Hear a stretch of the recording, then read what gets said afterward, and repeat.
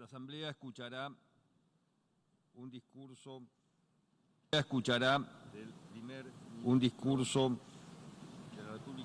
del primer ministro de la República Islámica de Pakistán, Su Excelencia Imran Khan. Pido protocolo que acompañe a Su Excelencia. Tengo el gran placer de dar la bienvenida al señor primer ministro de la República Islámica de Pakistán, a quien invito a dirigirse a la Asamblea General.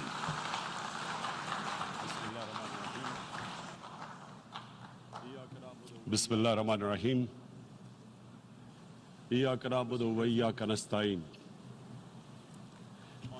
Mr. President,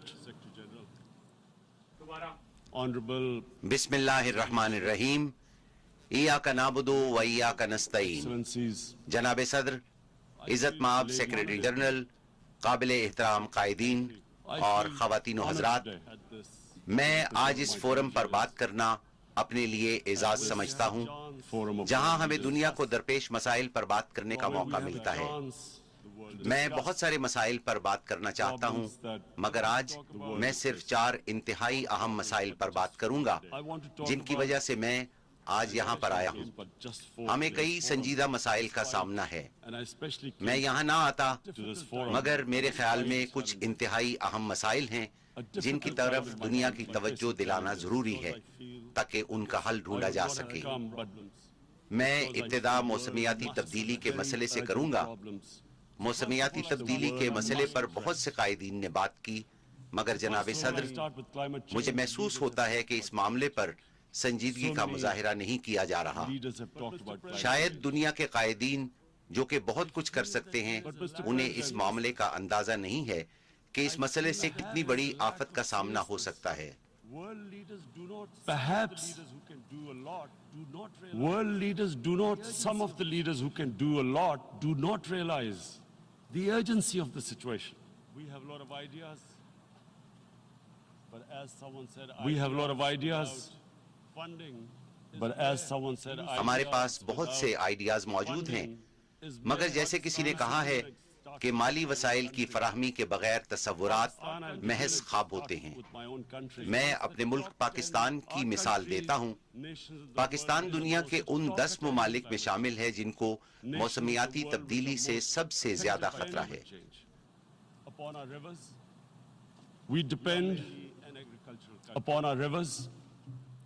हमारा दारोमदार अपने दरियाओं पर है।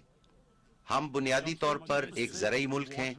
हमारे दरियाओं में 80% पानी glacier से पिघल कर आता है।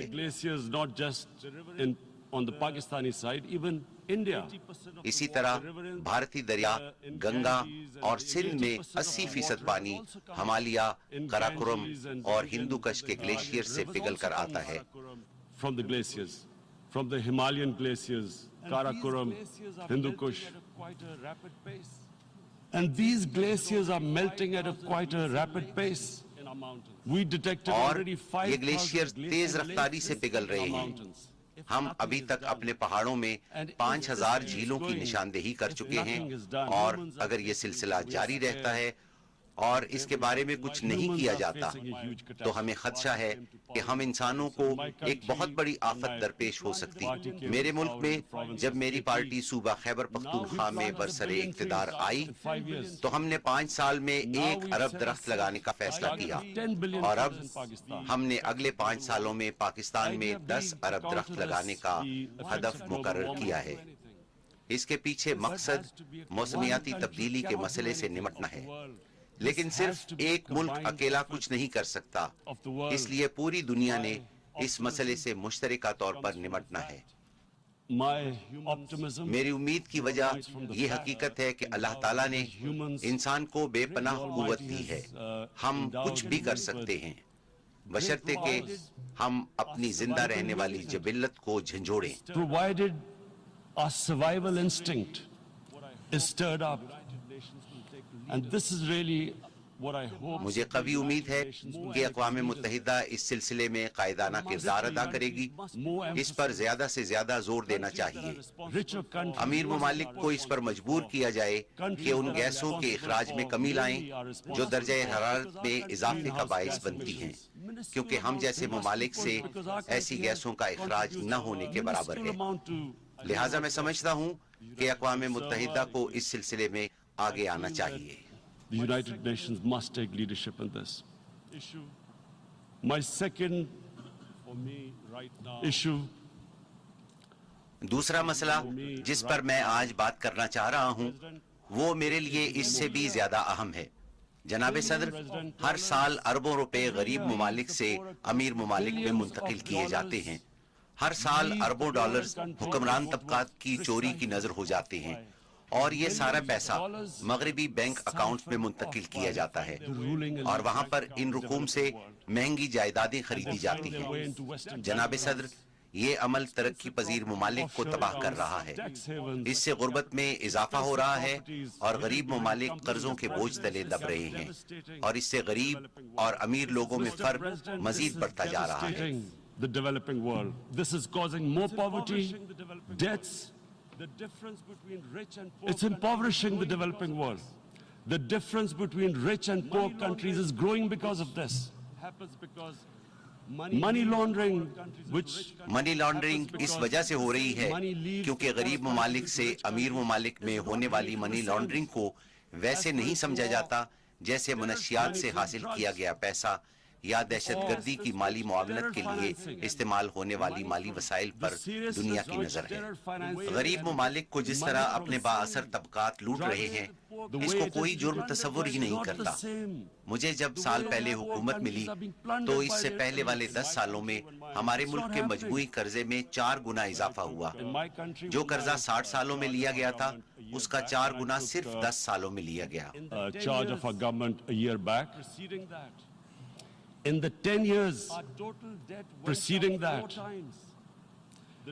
our total debt went up 4 times.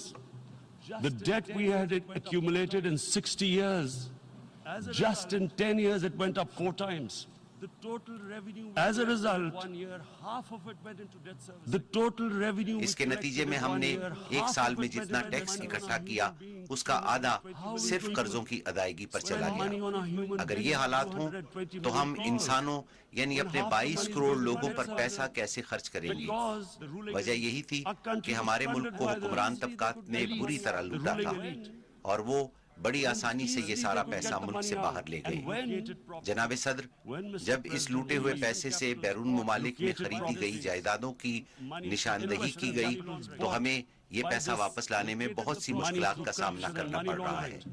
ہم یہ پیسہ واپس لا کر اپنے لوگوں پر خرچ کر سکتے ہیں، مگر اس سلسلے میں بہت سی مشکلات درپیش ہیں۔ ایسے قوانین بنائے گئے ہیں جو ان مجرموں کو تحفظ فراہم کر رہے ہیں۔ retrieve that money we could spend on our human beings. But they are such, it's so difficult. The laws protecting these criminals. We do not have the sort of money. ہمارے پاس اتنے وسائل نہیں کہ ہم مہنگے ترین وکلا کی خدمات حاصل کر کے ان پر کروڑوں ڈالر خرچ کریں۔ اس لیے ہمیں امیر ممالک کی مدد کی ضرورت ہے، اور جناب صدر یہ بہت اہم ہے۔ امیر ممالک میں پولیٹیکل ول ہونی چاہیے کہ وہ کسی کو ایسا نہ کرنے دیں۔ غریب ممالک انسانی ترقی جسے اقوام متحدہ SDG کا نام دیتی ہے پر پیسے کہاں سے خرچ کریں گے؟ لہٰذا امیر ممالک کو چاہیے کہ وہ اب اس بارے میں کچھ کریں۔ وہ ایسے اقدامات کریں کہ کرپٹ حکمرانوں کے لیے یہ ممکن ہی نہ رہے کہ وہ اپنے ملک کا پیسہ چوری کر کے بیرون ممالک جائیداد منتقل کریں۔ To stop economic refugees coming as we see right now, they must take action. They must take action now. It must be a deterrent. Corrupt ruling elites should not be able to. وہ ایسے اقدامات کریں کہ corrupt حکمرانوں کے لیے یہ ممکن ہی نہ رہے کہ وہ اپنے ملک کا پیسہ چوری کر کے بیرون ممالک منتقل کریں اور وہاں پر ان پیسوں سے مہنگی جائیدادیں خریدیں۔ مجھے سمجھ نہیں آ رہی یہ ٹیکس ہیونز کیوں بنائی گئی ہیں، ان کی اجازت کیوں ہے، ان ٹیکس ہیونز کو قانونی حیثیت کیوں دی گئی ہے؟ اب دنیا تبدیل ہو رہی ہے، دنیا کی آبادی میں اضافہ ہو رہا ہے، لہٰذا اس سے ہم شدید خطرات سے دوچار ہو سکتے ہیں کہ غریب غریب تر ہوتے جائیں اور امیر امیر تر ہوتے جائیں۔ لہٰذا یہ میرا دوسرا نقطہ ہے اور مجھے امید ہے کہ اقوام متحدہ اس معاملے میں قائدانہ کردار ادا کرے گی۔ United Nations takes a lead in this. It involves the IMF, the World Bank, Asian Development Bank. They must find a way of stopping this. اور آئی ایم ایف اور ورلڈ بینک کی مدد سے ترقی پذیر ممالک کو اس طرح لوٹنے کا راستہ روکے گی۔ میرا تیسرا نقطہ نظر اسلاموفوبیا ہے۔ اس وقت دنیا میں تقریباً 1.30 ارب مسلمان آباد ہیں۔ مسلمان دیگر ممالک مثلاً یورپی یونین اور دوسرے ممالک میں اقلیتوں کی حیثیت سے آباد ہیں۔ 9/11 کے بعد اسلاموفوبیا میں خطرناک تیز رفتاری سے اضافہ ہوا ہے۔ انسانی برادریاں ایک ساتھ رہا کرتی ہیں، ان کو ایک دوسرے کو سمجھنا چاہیے، لیکن اسلاموفوبیا کی وجہ سے ہم ایک دوسرے سے دور ہوتے جا رہے ہیں۔ اگر مسلمان خواتین حجاب پہنتی ہیں تو کچھ ممالک میں اس کو بھی مسئلہ بنا دیا گیا ہے۔ حجاب کی حیثیت کیا ایک ہتھیار کی سی ہے؟ کچھ ممالک میں خواتین اپنے کپڑے اتار سکتی ہیں مگر وہ کپڑے پہن نہیں سکتی۔ یہ کیسے ہو سکتا ہے؟ یہ صرف اسلاموفوبیا کی وجہ سے ہوتا ہے۔ A woman can take off her clothes in countries, but she can't put on more clothes. How is this happening? Because of Islamophobia. And how did this Islamophobia start? After 9/11. Islamophobia کا آغاز کیسے ہوا؟ اس کا آغاز 9/11 کے بعد ہوا۔ اور یہ کیوں ہوا؟ اس کا آغاز اس لیے ہوا کہ کچھ مغربی لیڈروں نے دہشت گردی کو اسلام سے جوڑا، اور اسلامی دہشت گردی، انتہا پسند اسلام جیسی اصطلاحیں استعمال کی گئی۔ انتہا پسند اسلام ہے کیا؟ اسلام تو صرف ایک ہی ہے، اور وہ ہے محمد صلی اللہ علیہ وسلم کا اسلام، جس کی ہم پیروی کرتے ہیں۔ اس کے علاوہ اور کوئی اسلام نہیں ہے۔ آپ انتہا پسند اسلام جیسی اصطلاحوں سے مغربی ممالک کے لوگوں کو کیا پیغام دے رہے ہیں؟ ایک ایسا شخص جو نیو یارک میں زندگی گزار رہا ہو، وہ کیسے جان سکتا ہے کہ انتہا پسند اسلام اور اعتدال پسند اسلام میں کیا فرق ہے؟ دہشت گردی کا مذہب کے ساتھ کوئی تعلق نہیں ہوتا۔ اسلامی دہشت گردی اور انتہا پسند اسلام جیسی اصطلاحیں جن کا استعمال اہم لیڈران کرتے ہیں، وہ بنیادی وجہ ہے جو اس اسلاموفوبیا کی بنیاد ہے، اور اس سے مسلمانوں کو بہت تکلیف ہوتی ہے۔ جب ہم مغربی ممالک کا رخ کرتے ہیں تو ہمیں نظر آتا ہے کہ یہ صورتحال بد سے بدتر ہوتی جا رہی ہے۔ For this Islamophobia, and it has caused pain amongst Muslims. We in Muslim countries watch this Islamophobia traveling abroad, and it's getting worse. And may I just say, Mr. President, that in جناب صدر، کیا میں کہہ سکتا ہوں کہ یورپی ممالک میں مسلمانوں کو کمزور کیا جا رہا ہے؟ ہم سب کو معلوم ہے کہ جب آپ کسی خاص طبقے کو کمزور کرتے ہیں تو اس سے انتہا پسندی جنم لیتی ہے۔ شام اور دیگر علاقوں میں بہت سے عسکریت پسندوں کا تعلق ان طبقات سے ہے جن پر ظلم کیا گیا ہے۔ میں کہنا یہ چاہتا ہوں کہ ہمیں اس مسئلے کو حل کرنا چاہیے۔ مجھے افسوس سے کہنا پڑتا ہے کہ ہم مسلمان سربراہوں نے بھی یہ مسئلہ حل نہیں کیا۔ 9/11 کے بعد جب انتہا پسند اسلام کے بارے میں سوچا جانے لگا تو بجائے اس کے کہ ہم مغربی دنیا کو بتاتے کہ انتہا پسند اسلام ایک افسانہ ہے، ہر معاشرے میں انتہا پسند ہوتے ہیں اور اعتدال پسند بھی ہوتے ہیں۔ عیسائیوں، یہودیوں، ہندوؤں، ہر معاشرے میں انتہا پسند اور اعتدال پسند موجود ہوتے ہیں، مگر اس کا ہرگز یہ مقصد نہیں کہ کوئی مذہب، چاہے وہ اسلام ہو، یہودیت ہو، عیسائیت ہو یا ہندو مت، وہ انتہا پسندی سکھاتا ہے۔ ہر مذہب کی تعلیم محبت و رواداری اور انصاف ہے۔ یہی چیز ہمیں جانوروں سے ممتاز کرتی ہے۔ بدقسمتی سے مسلمان رہنماؤں کو اس بات کا بڑا خوف تھا کہ ان کو انتہا پسند مسلمان کہا جائے گا، تو لہٰذا انہوں نے اعتدال پسند بننے کی کوشش کی۔ ہمارے ملک پاکستان میں بھی حکومت نے روشن خیالی جیسی اصطلاح ایجاد کی۔ کسی کو نہیں معلوم کہ اس کا مطلب کیا ہے۔ وہ سمجھتے ہیں کہ شاید جو مغربی لباس سے بھی تن کرتا ہو وہی روشن خیال ہوتا ہے. اگر کسی کو انگریزی نہیں بھی آتی تو وہ انگریزی بولنے کی کوشش کریں گے کیونکہ اسی طرح وہ روشن خیال تصور کیے جائیں گے. یہ کیا تھا؟ ایسا کیوں ہوا؟ یہ اس لیے ہوا کہ ہم مسلمانوں نے مغربی دنیا کو یہ بتانے کی کوشش ہی نہیں کی کہ انتہا پسند اسلام کا کوئی وجود ہی نہیں. 9/11 کے بعد اسلام کو دہشت گردی سے جوڑنے کی ایک وجہ دہشت گرد حملے تھے، کیونکہ 9/11 کو جن دہشت گردوں نے حملہ کیا وہ خود کش بمبار تھے. مسلمانوں کے بارے میں کہا گیا کہ وہ اس لیے خود کش حملے کرتے ہیں کہ ان کا ایمان ہے کہ اس طرح ان کو جنت میں اعلیٰ مقام ملتا ہے. Are involved in suicide attacks because they will get virgin in heavens. Some came up with, what about women? Suicide attackers. So this bizarre thing happened. We no one explained. یہ کیا عجیب و غریب بات ہے. مسلمانوں کی جانب سے خود کش حملوں کو دہشت گردی کہا گیا، مگر کسی نے یہ تحقیق نہیں کی کہ 9/11 سے قبل دنیا کی تاریخ میں سب سے زیادہ خود کش حملے تامل ٹائیگرز نے کیے جو کہ ہندو تھے. مگر اسی بنیاد پر کسی نے ہندو مت کو دہشت گردی کا مذہب نہیں کہا، اور یہ صحیح بھی تھا کیونکہ ہندو مت کا دہشت گردی سے کوئی تعلق نہیں. یہ سری لنکا میں ان لوگوں نے کیے جن کے لیے جینا عذاب بن گیا تھا. دوسری جنگ عظیم کے موقع پر جاپانی پائلٹوں نے امریکی بحری جہازوں پر خودکش حملے کیے، تو اس وجہ سے کسی نے بدھ مت پر دہشت گردی کا الزام نہیں لگایا. مسلمانوں نے اپنے آپ کو روشن خیال اور اعتدال پسند ثابت کرنے کی کوشش تو کی، مگر مغرب کو اصل حقائق سے آگاہ نہیں کیا. Because of I played professional sport in England, I spent a lot of time there. So I know. لہٰذا میں سمجھتا ہوں کہ اسلاموفوبیا پر مغرب کو بتانا بہت ضروری ہے، کیونکہ میں مغرب میں بہت سال رہا ہوں اور مجھے معلوم ہے کہ مغربی لوگ مذہب کو اس نظر سے نہیں دیکھتے جس نظر سے ہم مذہب کو دیکھتے ہیں. اور یہ کہ اسلام کے بارے میں ان کی غلط فہمی کیسے پیدا ہوئی. 1989 میں ایک کتاب شائع کی گئی جس میں ہمارے پیارے نبی صلی اللہ علیہ وسلم کی توہین کی گئی، جس سے مسلم دنیا میں رد عمل آیا. مغرب کو اس مسئلے کی سمجھ ہی نہیں آئی کیونکہ مغرب میں مذہب کو بالکل مختلف نقطۂ نگاہ سے دیکھا جاتا ہے. وہ ہماری طرح مذہب کو نہیں دیکھتے. اسلام کو عدم برداشت کا مذہب سمجھا گیا. یہ مسئلہ وہاں سے شروع ہوا اور پھر ہر 2-3 سال بعد کوئی اور سامنے آتا ہے اور ہمارے نبی صلی اللہ علیہ وسلم کی توہین کرتا ہے، جس پر مسلمان دنیا سے رد عمل آتا ہے، اور اس طرح اسلام کے بارے میں عدم برداشت کا تاثر پھیلتا جا رہا ہے. And Islam took a real beating 30 years ago. I still remember it became a watershed.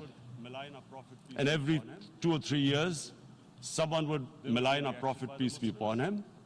And again, there would be a reaction by the Muslims. And again, it was Islam, an intolerant religion.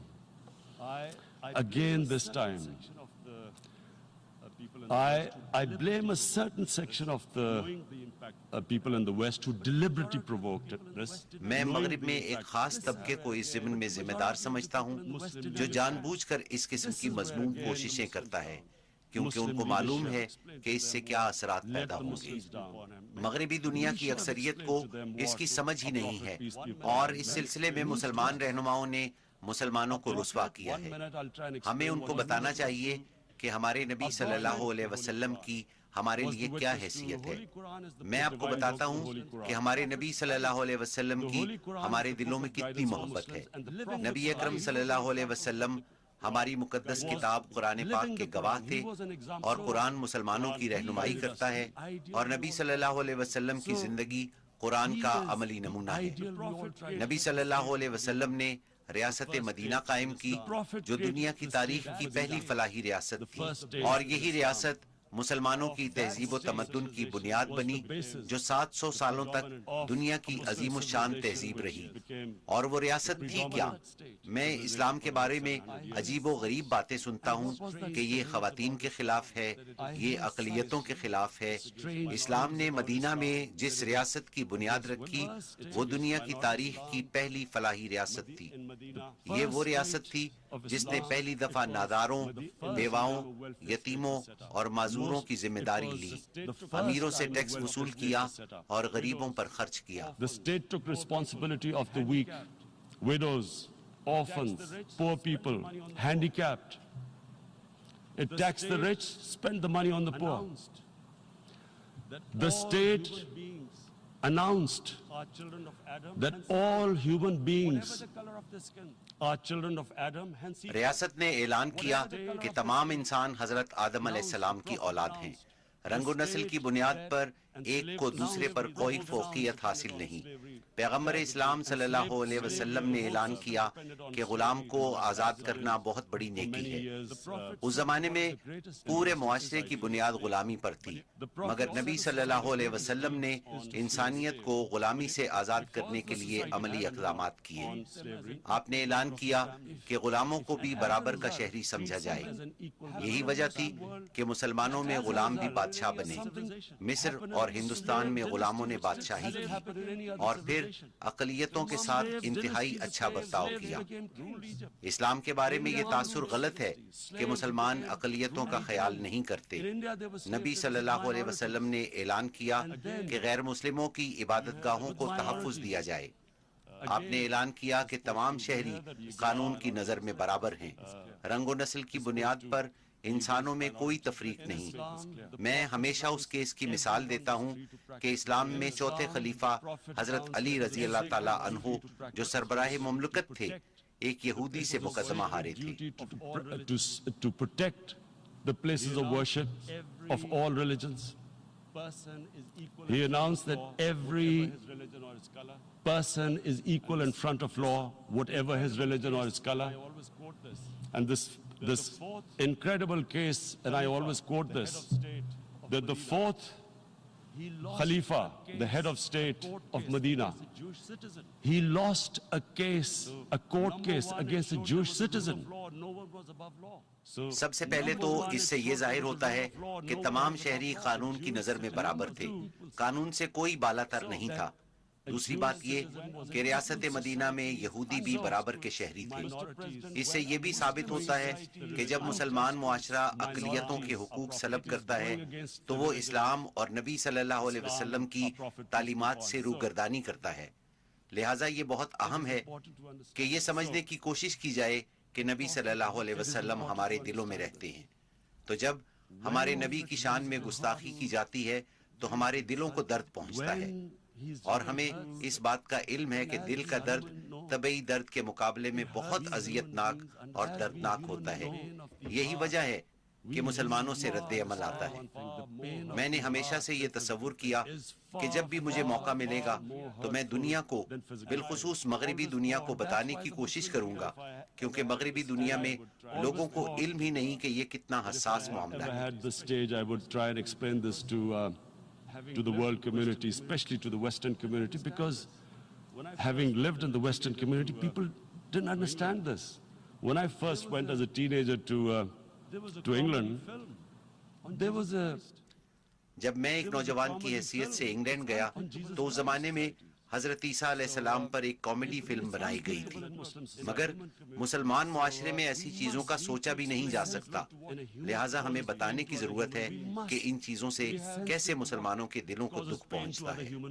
مغربی معاشروں میں یہودیوں کے قتل عام کے بارے میں بڑی حساسیت پائی جاتی ہے، اور ہونی بھی چاہیے، کیونکہ جن چیزوں سے ان کے دلوں کو دکھ پہنچتا ہے ان کے بارے میں حساسیت ہونی چاہیے، مگر یہی جذبات مسلمانوں کے بارے میں بھی ہونے چاہیے۔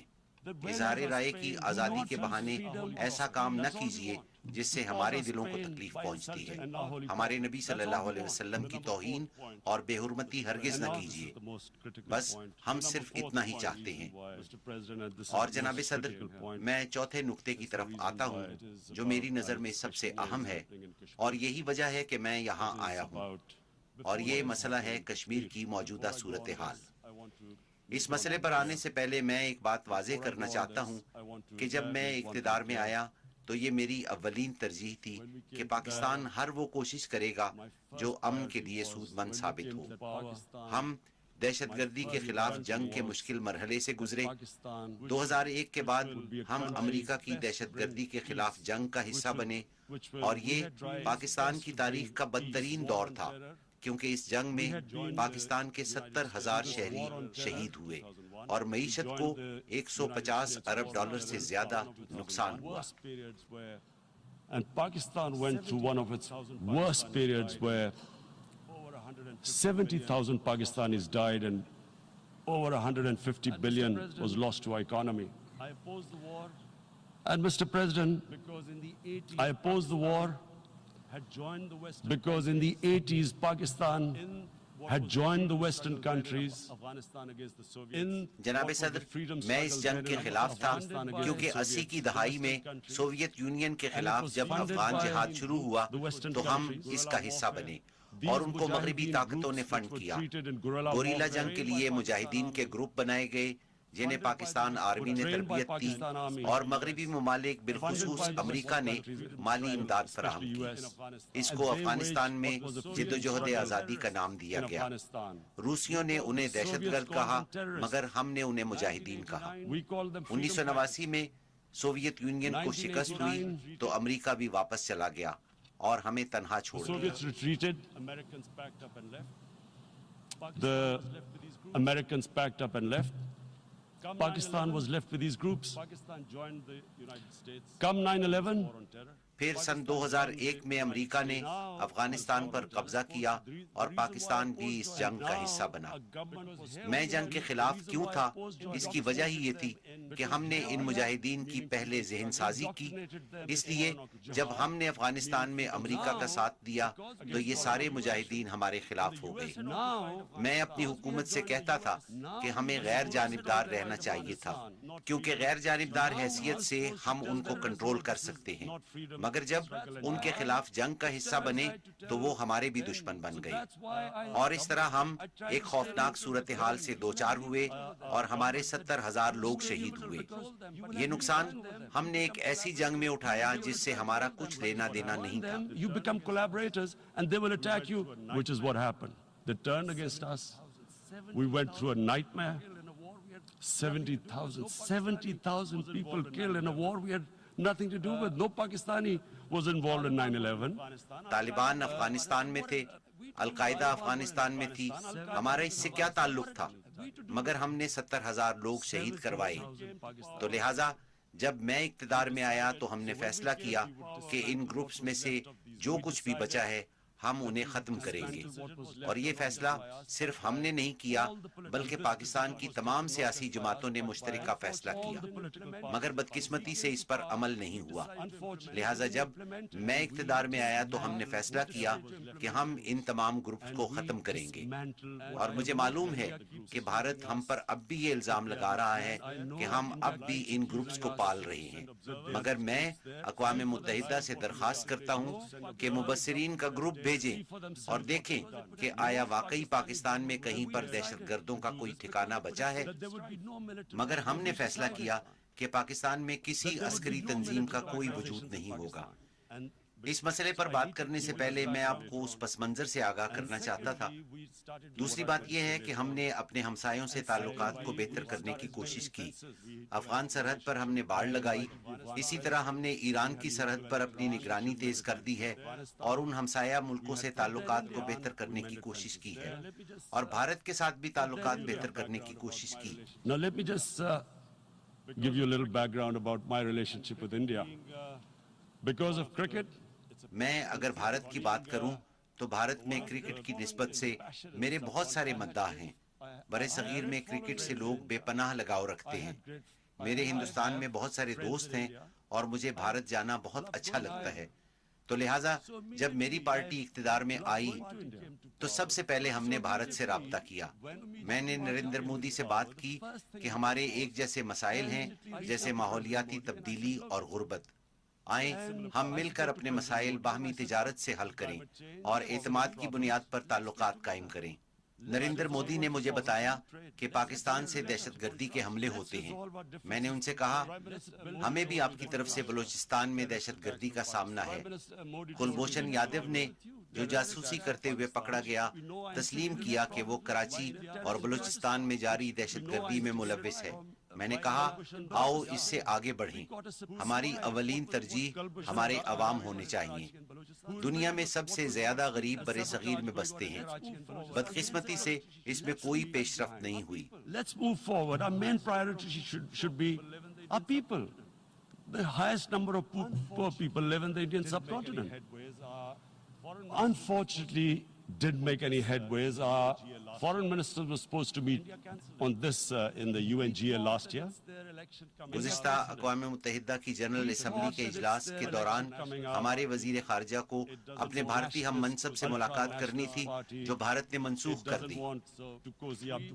ہم نے سوچا بھارت میں انتخابات ہونے جا رہے ہیں, یہ ایک انتہائی قوم پرستانہ جماعت ہے اور وہ اس موقع پر پاکستان کے ساتھ خوشگوار تعلقات نہیں رکھنا چاہتے. ہم نے سوچا ٹھیک ہے, ہم انتخابات تک انتظار کریں گے.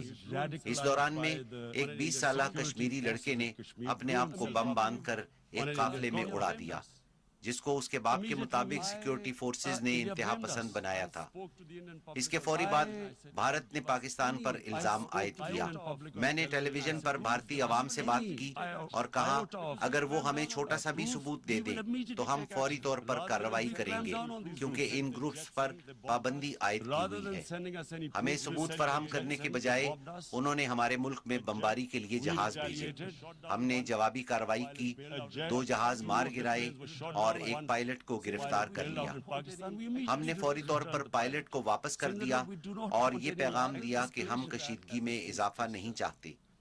اس اقدام کو امن کا پیغام سمجھنے کی بجائے انہوں نے اپنی ساری انتخابی مہم اس بات پر مرکوز رکھی کہ انہوں نے پاکستان کو کیسا سبق سکھایا ہے اور 350 دہشت گردوں کو ہلاک کر دیا ہے, جو کہ ایک سفید جھوٹ ہے. 350 terrorists.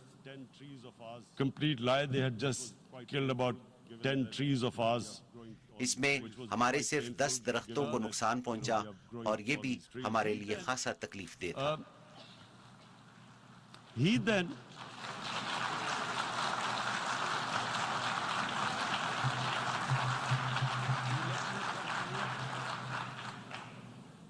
the election campaign. انتخابی مہم میں مودی نے کہا یہ صرف ایک ٹریلر ہے اور فلم ابھی باقی ہے اور ہم نے پاکستان میں جا کر انہیں سبق سکھایا ہے. یہ ان کی انتخابی مہم تھی. میں نے سوچا کہ سیاستدان انتخابات میں کامیابی کے لیے اس طرح کی بیان بازی کرتے ہیں اور انتخابات کے بعد ہمارے تعلقات معمول پر آ جائیں گے. مگر جو ہی انتخابات ختم ہوئے ہم نے بھارت سے رابطہ کیا مگر کوئی جواب نہ آیا, اور پھر معلوم ہوا کہ وہ ہمیں FATF کے ذریعے بلیک لسٹ کرانا چاہتے ہیں تاکہ ہم دیوالیہ ہو جائیں. اس وقت ہم نے یہ محسوس کیا کہ مودی کا کوئی ایجنڈا ہے. That's when we realized there was an agenda. And that agenda became obvious on the 5th August. یہ ایجنڈا 5 اگست کو بے نقاب ہوا. بھارت نے سلامتی کونسل کی 11 قراردادوں کی خلاف ورزی کی, جن میں کہا گیا ہے کہ کشمیر ایک متنازعہ علاقہ ہے اور کشمیر کے عوام کو خود ارادیت کا حق حاصل ہے. انہوں نے شملہ معاہدے کی بھی خلاف ورزی کی جو مسائل کو 2 طرفہ طور پر حل کرنے کی بات کرتا ہے. دراصل انہوں نے بھارتی آئین کی بھی خلاف ورزی کی. They actually went against the Indian Constitution. Illegally, they revoked Article 370, which gave Kashmir the special status. جب انہوں نے غیر قانونی طور پر آرٹیکل 370 کو منسوخ کیا جس کے ذریعے کشمیر کو خصوصی حیثیت دی گئی تھی, انہوں نے کشمیر میں 1,80,000 اضافی فوجی بھجوائے. اب کشمیر میں بھارتی فوج کی مجموعی تعداد 9 لاکھ ہے اور انہوں نے 80 لاکھ کشمیریوں کو کرفیو لگا کر محصور کیا ہوا ہے. Mr. President, now I just briefly want to make the people understand. جناب صدر, میں آپ کو مختصر طور پر یہ بات سمجھانا چاہتا ہوں کہ کوئی ایسا کیسے کر سکتا ہے, اور مجھے یہ واضح کرنا ہوگا کہ RSS کیا ہے. نریندر مودی RSS کا تاحیات ممبر ہے. Mr. Narendra Modi is a life member of RSS. RSS was an organization that was inspired by Adolf Hitler and Mussolini, came about in 1925. RSS Hitler اور مسولینی سے متاثر ہے جس کا قیام 1925 میں عمل میں آیا. یہ نسلی امتیاز پر یقین رکھتے ہیں. انہوں نے کشمیر میں ایک لاکھ 80,000 افراد کو منسوخ کیا جس کے ذریعے کشمیر کو خصوصی حیثیت دی گئی تھی. وہ یہ بھی مانتے ہیں کہ وہ آریائی نسل سے ہیں. نازی ازم کو ماننے والے بھی یہی کہتے تھے. جو میں کہہ رہا ہوں اس کی تصدیق کی جا سکتی ہے. یہ وقت معلوماتی انقلاب کا ہے. آپ جاننے کے لیے گوگل کی مدد لے سکتے ہیں. میرے لیے یہ بہت اہم ہے کہ وضاحت کروں تاکہ معلوم ہو کہ اس وقت بھارت میں کیا ہو رہا ہے. آر ایس ایس بھارت میں مسلمانوں کی نسل کشی پر یقین رکھتی ہے. ان کا اولین نقطۂ نظر ہندوؤں کی بالادستی اور مسلمانوں اور عیسائیوں کے لیے نفرت ہے. It was hatred for the Muslims and for the Christians because they believed that this golden age of Hindu civilization was stopped because of Muslim rule centuries back and then the British rule of India. وہ سمجھتے ہیں ہندو مت کی سنہری تہذیب کا تسلسل مسلمانوں اور برطانوی دور حکومت کی وجہ سے ٹوٹا. یہ بات کھلے عام کہی This گئی. is openly stated. You look at the founding fathers of RSS. آپ آر ایس ایس کے بانیوں پر نظر ڈالیں, آپ گوگل پر جائیں تو سب معلوم ہو جائے گا. Just Google them and you'll find out. And this ideology of hate is what murdered the great Mahatma Gandhi in 1948. 1948 میں عظیم لیڈر مہاتما گاندھی کے قتل کی وجہ یہی نفرت پر مبنی نظریہ تھا.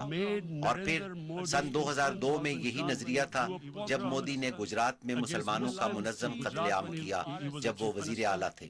He allowed 3 days for these RSS goons who were inspired by the Hitler brown shirts. They actually wear brown shirts. This RSS R S S کے غنڈے 3 روز تک مسلمانوں کا قتل عام کرتے رہے جنہوں نے 2000 مسلمانوں کو بے دردی سے قتل کیا. انہوں نے ہٹلر کی پسندیدہ براؤن رنگ کی قمیضیں پہن رکھی تھیں. کانگریس کے سابق وزیر داخلہ نے بیان دیا کہ آر ایس ایس کے کیمپوں میں دہشت گردوں کو تربیت دی جا رہی ہے جنہوں نے 2000 مسلمانوں کو قتل کیا اور 1,50,000 مسلمان بے گھر ہوئے. یہی وجہ تھی کہ نریندر مودی کے امریکہ داخلے پر پابندی عائد کر دی گئی تھی. مجھے آپ کو یہ پس منظر بتانا ہے کہ یہ کیسی ذہنیت ہے جو 80 لاکھ لوگوں کو 9 لاکھ فوجیوں کی موجودگی میں محصور کر دیتی ہے. عورتوں، بچوں اور بیمار افراد کو گھروں میں جانوروں کی طرح قید کر دیا گیا.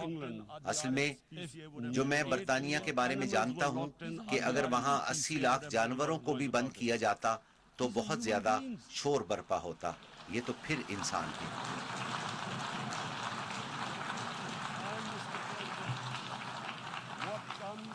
and Mr. President, what comes جناب صدر، نسلی امتیاز سے تکبر جنم لیتا ہے اور ان کا آپس میں گہرا تعلق ہے.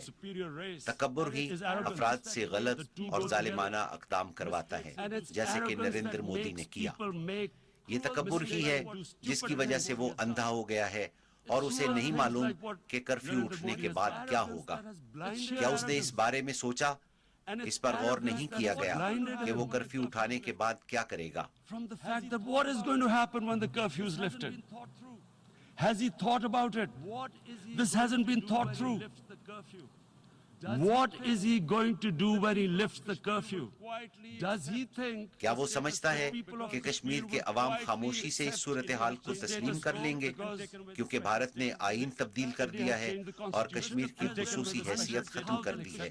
کیا وہ یہ تسلیم کریں گے؟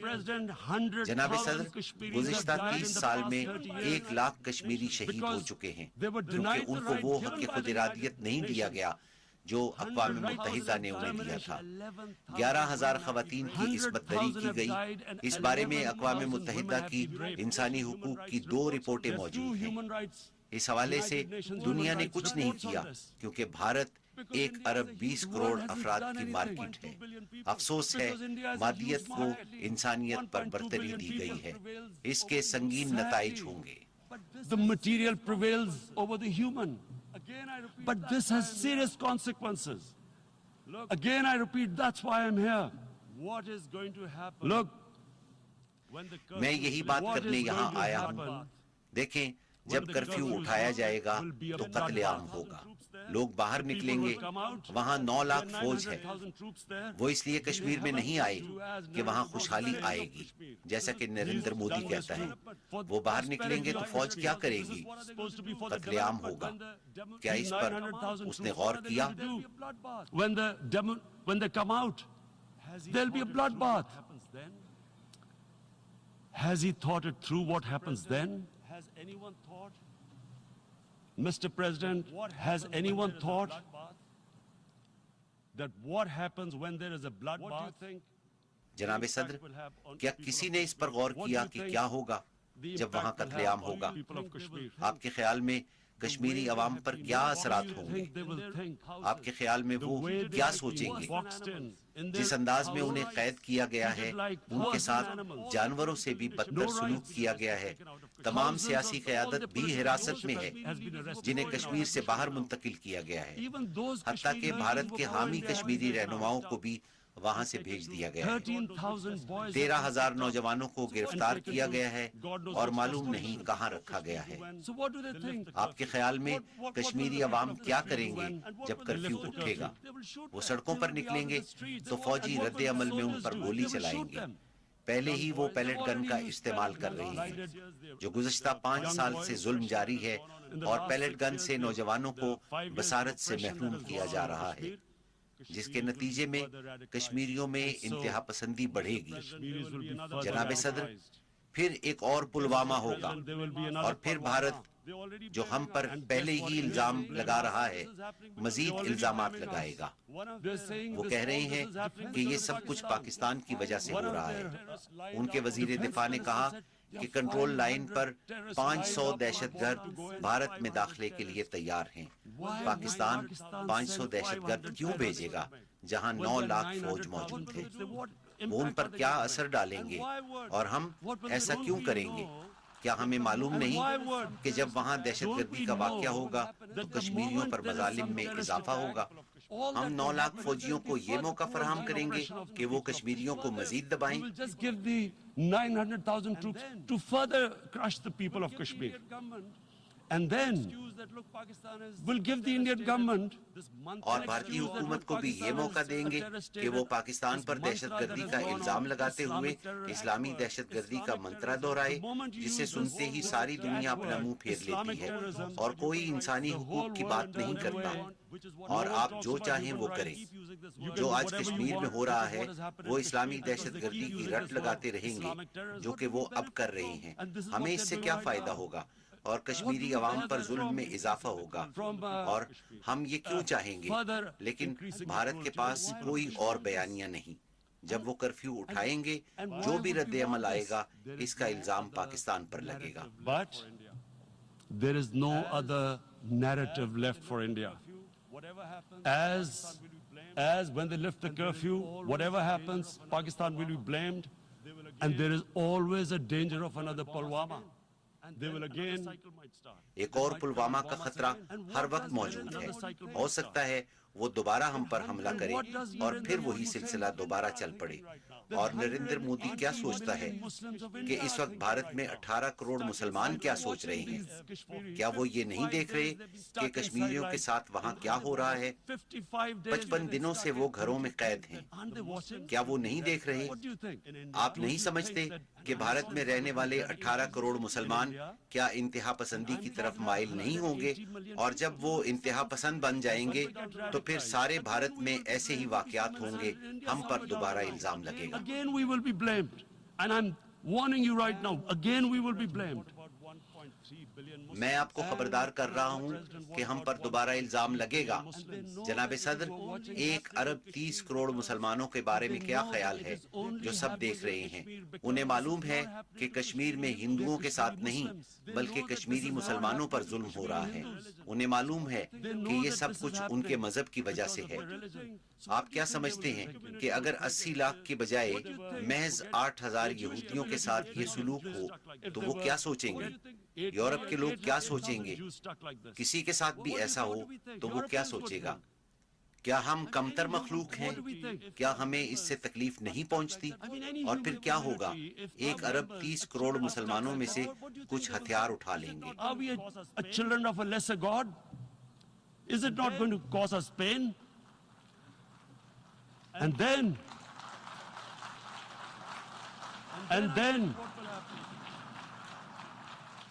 then I'll tell you what will happen. In the 1.3 billion Muslims, People will, pick up arms. in the 1.3 billion Muslims, someone will pick up arms. We've been brought up with films. I know we've been brought up with films. Decent guy doesn't get justice. Western films. مغربی فلموں میں دکھایا جاتا ہے کہ جب کسی کو انصاف نہیں ملتا تو وہ انصاف کے لیے ہتھیار اٹھا لیتا ہے۔ مشہور فلم ڈیتھ وش میں جب ایک شخص کی بیوی قتل ہوتی ہے تو وہ ہتھیار اٹھا لیتا ہے اور لٹیروں کا قتل عام شروع کر دیتا ہے اور پورا سینما ہال تالیوں سے گونج اٹھتا ہے۔ آپ جانتے ہیں ہم مسلمان اس وقت کیا سوچ رہے ہیں؟ اگر قتل عام ہوا تو مسلمان انتہا پسندی کی طرف جائیں گے۔ So what do you think the Muslims are thinking right now? If there is a bloodbath, there will be Muslims becoming radicals, not because of Islam. جس کی وجہ اسلام نہیں بلکہ وہ صورتحال ہوگی جب انہیں انصاف نہیں ملے گا۔ روہنگیا کے 1 لاکھ مسلمانوں کی نسل کشی کی گئی، اس پر عالمی برادری کی کیا ذمہ داری تھی؟ آپ کے خیال میں 1 ارب 30 کروڑ مسلمانوں کا کیا رد عمل ہوگا؟ میں اپنے آپ کو کشمیری تصور کرتا ہوں جو کہ 55 دنوں سے محصور ہے۔ میں عورتوں کی عصمت دری کے واقعات سنتا ہوں جب بھارتی فوج گھروں میں داخل ہوتی ہے۔ کیا میں اس تذلیل کے ساتھ زندہ رہوں گا؟ میں ہتھیار اٹھاؤں گا۔ I have heard about and there are rapes, Indian army going into homes, soldiers. Would I want to live this humiliation? Would I want to live this humiliation? I would pick up a gun. Would I want to live like that? People. I would pick up a gun. You are forcing people. You're into forcing people. radicalization. When You are people forcing lose people into will, radicalization. What is there to live آپ for? لوگوں کو زبردستی انتہا پسندی کی طرف دھکیل رہی What is ہیں۔ there to live for? جب لوگوں میں زندہ رہنے کی خواہش ختم ہو جائے تو وہ کس لیے زندہ رہیں؟ You are actually اگر radicalizing آپ people. انسانوں کے ساتھ ایسا کریں گے تو آپ انہیں انتہا پسند بنائیں گے۔ Mr. President, جناب صدر، I want اس لیے میں دہرانا چاہوں گا کہ بہت نازک وقت ہے، I want to اس پر رد عمل آئے گا، repeat here. پاکستان پر الزام لگایا جائے گا۔ The most critical times. There will be a reaction to this. Pakistan will be blamed. Armed countries will come face to face like we came. 2 nuclear armed countries will come face to face like we came in February. We head in 2 ایٹمی قوتیں آمنے سامنے ہوں گی جیسے فروری میں ہوا۔ اس سے پہلے کہ ہم اس سمت بڑھیں، اقوام متحدہ اپنی ذمہ داری پوری کرے۔ This is why This is why the United Nations came into being in This is why the United Nations came into یہی being in وجہ ہے کہ 1945. 1945 میں اقوام You must متحدہ not وجود stop میں آئی this تھی۔ happening. آپ کو اسے روکنا ہوگا۔ I میں feel سمجھتا we ہوں are کہ ہم 1939 میں واپس چلے گئے ہیں جب جرمنی نے چیکوسلواکیہ پر قبضہ کر لیا تھا۔ Czechoslovakia has been taken. عالمی برادری کیا کرے گی؟ کیا یہ 1 ارب 20 کروڑ عوام کی مارکیٹ کو خوش رکھے گی یا انصاف اور انسانیت کے ساتھ کھڑی ہوگی؟ Appease a market of 1.2 billion, or is it going to stand up for justice and humanity?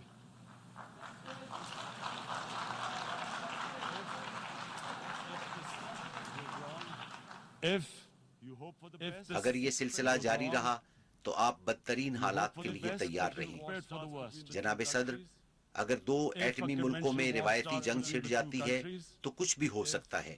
اگر اپنے ہمسائے سے 7 گنا چھوٹے ملک کو یہ فیصلہ کرنا پڑے کہ یا تو وہ ہتھیار پھینک دے یا پھر موت تک اپنی آزادی کے لیے جنگ لڑے، ہم کیا کریں گے؟ میں اپنے آپ سے سوال کرتا ہوں۔ میرا یقین ہے کہ اللہ ایک ہے اور ہم جنگ کریں گے۔ Either you surrender or you fight for your freedom till I death. ask myself this question. What will we do? And my belief is, I ask myself this La ilaha question. illallah, there is no God but one. And my belief is, La ilaha illallah, there is no God but one.